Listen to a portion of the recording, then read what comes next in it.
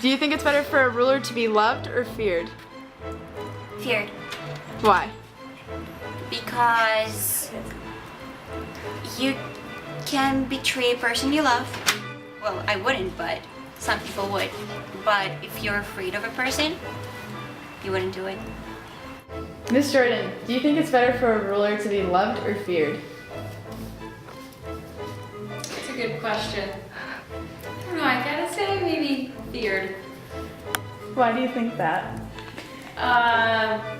If people are fearful of punishment, I think they would be more likely to do the right thing. Do you think it's better for a leader to be loved or feared? I think it's better to be loved than to be feared. Why do you think that? Because I think peaceful environments are better for growth, whereas a fearful environment or a controlling environment, people would just be scared, they wouldn't be doing anything, they'd just be obeying the rules. What do you think, Bridget? I think people, I don't know, it depends. With like having a leader that you love, you're more willing to do what they're asking you to do, but if they instill fear in you, then you're going to do it too. So.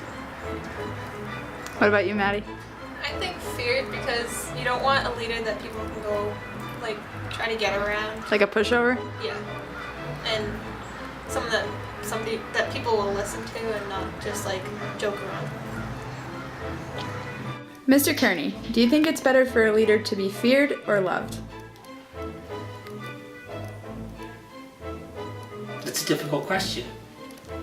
A leader should be able to express his or her viewpoint and get people aligned behind her if they provide a clear vision and can effectively mobilize people that way.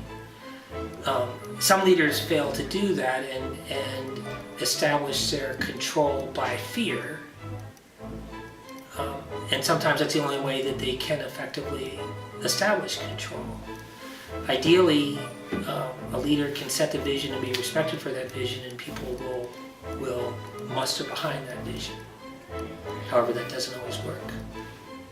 So do you think it's better to be feared than loved? I think it's better to be loved than feared. Do you think you'd have more power if you were loved or if you were feared? Power would come with fear rather than love. Do you know who Machiavelli is? No. Who do you think Machiavelli is? Best guess. Oh my god, that's gonna be so ridiculous, right? I don't know, that sounds like some kind of Do you think he's like a playful prince? character? A playful character? Yeah, like, What if he was a real person? I think he would be made fun of for his name. I don't know. Does it sound like somebody who's living now or later? Later, like, in the future, or?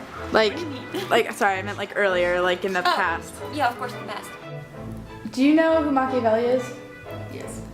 Do you know what book he wrote? The prince. Do you know why he wrote The Prince? I think it was to call out or to bring attention to maybe, was it corrupt politicians? Is that? JR, do you know anything about Machiavelli? Machiavelli was the author of The Prince. Do you know anything about The Prince?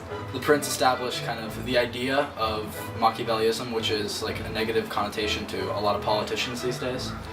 And Machiavellism is the idea of having like an evil ruler, like dominating by fear. And that's kind of a bad politician. They don't want to be ruling like that. And the Prince established it as kind of being very contradictory because it was like promoting that as a good way to rule rather than an evil way to rule, which is how it became very famous. What qualities do you think make a leader good or bad? I think the most important thing is for a leader to be able to have a vision and to be able to convey that vision in such a way that people clearly understand it, because then they want to support the leader. And that's communication is a very important piece of leadership. What do you guys think makes a good leader? Like, they have to set a strong example of what to be like and be reasonable. Like a leader doesn't always have to have good, well, they have to have good qualities, but what they're saying doesn't always have to be good. Like, if you think about Hitler, he was an amazing leader, but the wrong ideas. Yeah, wrong ideas. So you just have to believe in what you're saying, and you have to show what you're saying by example.